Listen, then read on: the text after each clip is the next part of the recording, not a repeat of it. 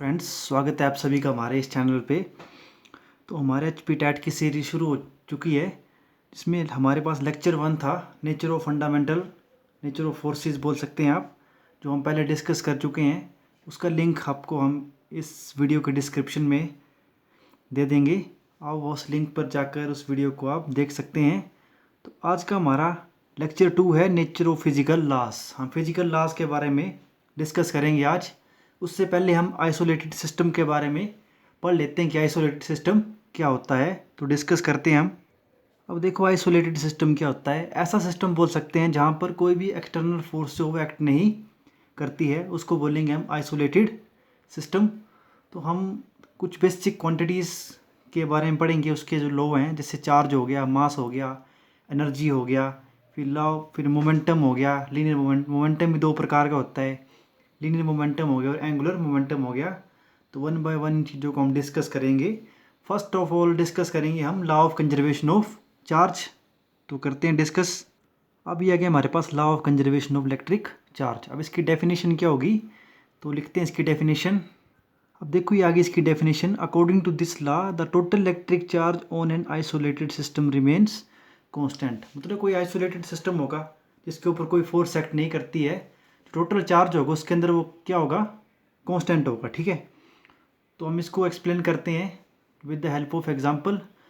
हमारे पास एक glass rod है और एक सिलिक का क्लॉथ है। इन दोनों को हम क्या करेंगे, मतलब अनचार्ज है, इनको भी चार्ज नहीं किया है, तो चार्ज करने के लिए क्या करेंगे, इनको रब करेंगे। तो रब करेंगे, दोनों क्या हो जाएंगे, चार्ज हो जाएंगे। तो एक के ऊपर पॉजिटिव चार्ज आएगा, एक के ऊपर नेगेटिव चार्ज आएगा। पॉजिटिव चार्ज आएगा ग्लास रोड के ऊपर और नेगेटिव किसके ऊपर आएगा, सिल्क क्लॉथ के ऊपर। तो बनाते हैं डायग्राम उसका। अब ये आ गया हमारे पास। ठीक है, हमने एक ग्लास रोड ली और एक लिया हमने सिल्क क्लॉथ। इनके ऊपर अभी तक कोई चार्ज नहीं है। जब हमने इसको रब किया तो इसके ये दोनों क्या हो गए, चार्ज हो गए। ग्लास रोड के ऊपर आया पॉजिटिव चार्ज और सिल्क क्लॉथ के ऊपर क्या आया, नेगेटिव चार्ज। अब देखो हम क्या करेंगे, जो जब हमने इसको चार्ज नहीं किया था तब इसकी वैल्यू क्या थी, जीरो थी, मतलब कोई चार्ज नहीं था पूरी बॉडी के ऊपर। अब हमने चार्ज किया है, दोनों को रब किया है, ग्लास रोड और सिलिक क्लॉथ को। अब इन दोनों को सम कर देंगे तो क्या हो जाएगा, वो जीरो हो जाएगा। तो यही हमारा law of conservation of charge. तो इसको लिखते हैं, फिर थोड़ा सा और एक्सप्लेन करते हैं इसको। अब देखो, ये आ गया हमारे पास टोटल चार्ज ऑन सिस्टम। पूरे सिस्टम जो हमारे पास पहला था, पहले क्या था, glass rod plus silk cloth. जब हमने रबिंग नहीं करी थी इसकी, तो कितना था चार्ज उसके ऊपर, जीरो। अब नेक्स्ट है total charge on the system after rubbing. Rubbing करने के बाद कितना चार्ज आया, तो ग्लास रोड के ऊपर क्या आया था, पॉजिटिव चार्ज आया था। फिर उस सिल्क क्लॉथ के ऊपर क्या आया था, नेगेटिव चार्ज। अब इन दोनों को प्लस कर देंगे तो क्या रहेगा, जीरो हो जाएगा नेट चार्ज। यही क्या है, law of conservation of charge. अब इसके बाद करते हैं हम मास और एनर्जी के बारे में, law of conservation of mass and energy. अब देखो हम पढ़ेंगे law of conservation of mass and energy. अब देखो, हमें पता है आइंस्टाइन के अनुसार mass and energy are interconvertible. Mass और एनर्जी क्या एक दूसरे में कन्वर्ट हो जाते हैं। मास को हम एनर्जी में बदल सकते हैं और एनर्जी को हम मास में बदल सकते हैं। तो लिखते हैं हम। अब ये हमने जो बात करी वो लिख दी है। ठीक है, अब आइंस्टाइन ने एक फार्मूला दिया था, ई बराबर है एम सी स्क्वेयर। अब यहाँ पे ई क्या है, एनर्जी है, एम क्या है, मास है, और सी क्या है, velocity of light in medium की बात कर सकते हैं हम। तो ई तो एनर्जी आ गई, एम मास और सी वेलोसिटी ऑफ लाइट। अब सी की वैल्यू होती है हमारे पास 3 × 10⁸ अब ये आ गया हमारे पास। ठीक है, तो सी की वैल्यू है 3 × 10⁸ अब ये मीडियम की बात की हमने, तो मीडियम क्या हो गया, यहाँ पे एयर और वैक्यूम की बात हो रही है। बाकी डिफरेंट डिफरेंट मीडियम में इसकी डिफरेंट डिफरेंट वैल्यूज़ हो सकती हैं। अब देखो, जो मास और एनर्जी का जो हमारे पास सम होगा वो क्या होगा, हमेशा कांस्टेंट होगा। ठीक है, और इसके ये एटॉमिक और न्यूक्लियर मास जो उनको एनर्जी में बदल सकते हैं हम अकॉर्डिंग टू दिस लॉ। और यहाँ से हम पावर को जनरेट कर सकते हैं, मतलब इलेक्ट्रिसिटी वगैरह जनरेट हो सकती है एटॉमिक और न्यूक्लियर मासेस और एनर्जी के थ्रू। हम पावर जनरेट कर सकते हैं, electric power, with the help of this. अब इसके नेक्स्ट है हमारे पास law of conservation of energy. तो उसको करते हैं। अब ये आगे law of conservation of energy के अनुसार क्या होता है, एनर्जी क्या neither be created nor be destroyed. Energy को हम ना ही बना सकते हैं, ना ही हम इसको ख़त्म कर सकते हैं। इसको हम एक अवस्था से दूसरी अवस्था में बदल सकते हैं। It can be converted into one form to another. इसको हम एक फॉर्म से दूसरी फॉर्म में कन्वर्ट कर सकते हैं एनर्जी को। तो इसको बोलते हैं law of conservation of energy. अब टोटल एनर्जी जो होगी of the system under conservative force जो क्या होगी वो सेम रहेगी। अब हम बात करते हैं एक एग्जांपल के थ्रू डिस्कस करेंगे इसको। एक दो एग्जांपल है हमारे पास। फर्स्ट है sum of kinetic energy plus potential energy is equal to 0। ये आ गया हमारे पास, ठीक है। 0 या कांस्टेंट भी बोल सकते हैं। Sum of kinetic energy plus potential energy. अब बात आती है जब हम किसी बॉडी को सर्टेन हाइट से क्या करेंगे, नीचे की तरफ ड्रॉप करेंगे, मतलब नीचे की तरफ फेंकेंगे किसी पर्टिकुलर हाइट से, तो उसकी जो काइनेटिक एनर्जी होगी वो क्या करेगी, इंक्रीज करेगी। जो उसकी पोटेंशियल एनर्जी क्या होगी वो क्या करेगी, डिक्रीज करेगी।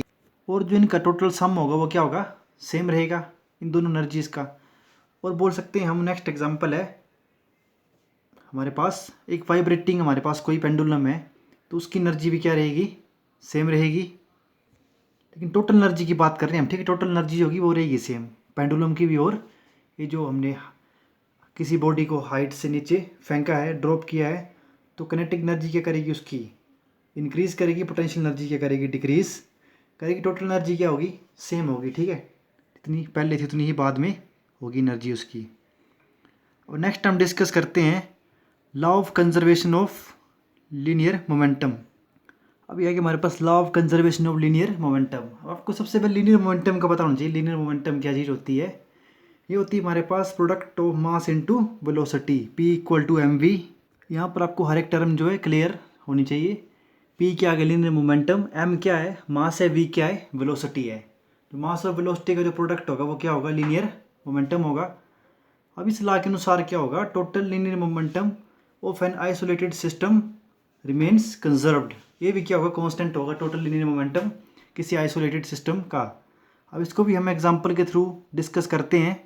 एग्जांपल है हमारे पास रिकॉइल ऑफ गन। तो जब भी हम क्या करेंगे, किसी गन में हमने कोई बुलेट भरी है, तो हमने गन से क्या करेंगे, बुलेट चलाएंगे।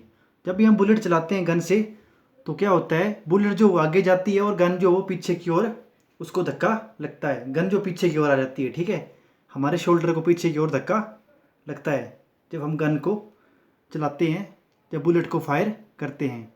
अब स्टार्टिंग की बात करें तो शुरू में उसका मोमेंटम क्या था, 0 था गन और बुलेट का, क्योंकि शुरू में तो गोली चली नहीं ना। गोली जहाँ थी, गोली तो गन के अंदर ही थी। जब हमने गोली चलाई, बुलेट चलाई, तो गन कहाँ रिकॉइल हुई, बैकवर्ड डायरेक्शन में, और बुलेट कहाँ जाएगी, फॉरवर्ड डायरेक्शन में। तो इस केस में हमारे पास क्या हो गया, law of conservation of linear momentum का एग्जांपल है ये। या अनदर एग्जांपल है रॉकेट प्रोपल्शन, जो वो भी law of conservation of linear momentum के ऊपर ही बेस्ड है। कई बार HP टेट में क्वेश्चन आ चुका है ये, कि रॉकेट प्रोपल्शन या रिकॉइल ऑफ गन किसके ऊपर बेस्ड है। तो ये है law of conservation of linear momentum. Rocket का भी यही कंसेप्ट है। इसको हम आगे डिटेल में डिस्कस करेंगे यूनिट नंबर 3 में, रॉकेट प्रोपल्शन और रिकॉइल ऑफ गन को। अब नेक्स्ट है हमारे पास law of conservation of angular momentum. अब देखो एंगुलर मोमेंटम क्या है हमारे पास। Law of conservation of angular momentum करने से पहले हमें एंगुलर मोमेंटम के बारे में पता होना चाहिए। एंगुलर मोमेंटम क्या होता है हमारे पास, ये होता है linear momentum into perpendicular to distance, जो होगा परपेंडिकुलर होगा किसके, of system of particle from axis of rotation के। तो लिखते हैं इसको हम, ये आ गया हमारे पास, ठीक है। एल जो एंगुलर मोमेंटम है, पी क्या लीनियर मोमेंटम है, आर क्या है distance of system of particle from axis of rotation से जो उसका डिस्टेंस होगा वो होगा, ठीक है। तो एल बराबर है पी इंटू परपेंडिकुलर आर लिखा मैंने, ठीक है, क्योंकि डिस्टेंस क्या होगा, परपेंडिकुलर होगा किसके, एक्सिस ऑफ रोटेशन के। ये मैंने आपको समझाने के लिए परपेंडिकुलर का साइन लगाया है। वैसे इसको हम एल बराबर है पी इंटू आर या पी क्रॉस आर वेक्टर लिख सकते हैं। और पी हमने अभी डिस्कस किया है जस्ट, कि पी किसके बराबर होता है, एम वी के। लीनियर मोमेंटम होता है product of mass into velocity, M P equal to M V. अब law of conservation of angular momentum भी वही चीज़ है जो लीनियर मोमेंटम वाला लॉ था। इसमें सिर्फ लीनियर की जगह क्या होगा, एंगुलर मोमेंटम होगा। तो ये होगा हमारे पास the total angular momentum of a system remains conserved. क्या होगा, ये कंजर्व रहे होगा, कांस्टेंट होगा, ठीक है। तो कंजर्व होगा कब, जब हमारे पास कोई एक्सटर्नल टॉर्क इस सिस्टम के ऊपर एक्ट नहीं करेगा। अब रोटेशनल मोशन में हमारे पास जो फोर्स एक्ट करती है उसको बोलते हैं टॉर्क। तो उसके बारे में हम डिटेल में डिस्कस करेंगे यूनिट नंबर 5 में, सिस्टम ऑफ पार्टिकल्स में। तो टॉर्क भी क्या एक प्रकार की फोर्स है जिसको बोलते हैं रोटेटिंग फोर्स। जैसे हम दरवाज़ा ओपन करते हैं तो वो भी क्या है, दरवाज़ा पहले अंदर की तरफ आएगा फिर बाहर की तरफ जाएगा, ठीक है। तो वो भी क्या है, रोटेटिंग फोर्स या टॉर्क बोल सकते हैं उसको हम। अब हम कुछ MCQ क्वेश्चन देंगे आपको प्रैक्टिस के लिए, तो आपने कमेंट में इसका आंसर कमेंट करना है कमेंट बॉक्स में। तो ये हमारे पास क्वेश्चन नंबर 1 है, gravitational force is, option A है attractive in nature, option B है repulsive in nature, option C है attractive as well as repulsive, और ऑप्शन डी या 4 बोल सकते हैं, ये है हमारे पास नन ऑफ दीज। तो ये आ गया हमारे पास, ठीक है। मैंने गलती से यहाँ पे 3 और 4 लिख दिया था, यहाँ पर सी और डी ऑप्शन है। आप करते हैं हम नेक्स्ट क्वेश्चन। अब क्वेश्चन नंबर 2 है हमारे पास, इलेक्ट्रोमैग्नेटिक फोर्स इज, इसमें भी सेम ऑप्शन है, option A attractive in nature, option B repulsive in nature, option C attractive as well as repulsive, और ऑप्शन डी आएगा नन ऑफ दीज। अब नेक्स्ट क्वेश्चन नंबर 3, तो ये हमारे पास क्वेश्चन नंबर 3 है, वो gave the law of gravitation. तो number A Newton, number B Maxwell, number C Einstein, number D Hubble. Question number 4, ये हमारे पास next question, which of the following forces is attractive weakest in nature. Weakest कौन सी होगी, सबसे weakest इनमें से, gravitational force option A, option B electromagnetic force, option C strong nuclear force, और ऑप्शन डी आया weak nuclear force. Then thanks for watching the video, please like, share and subscribe the channel for getting more these types of videos.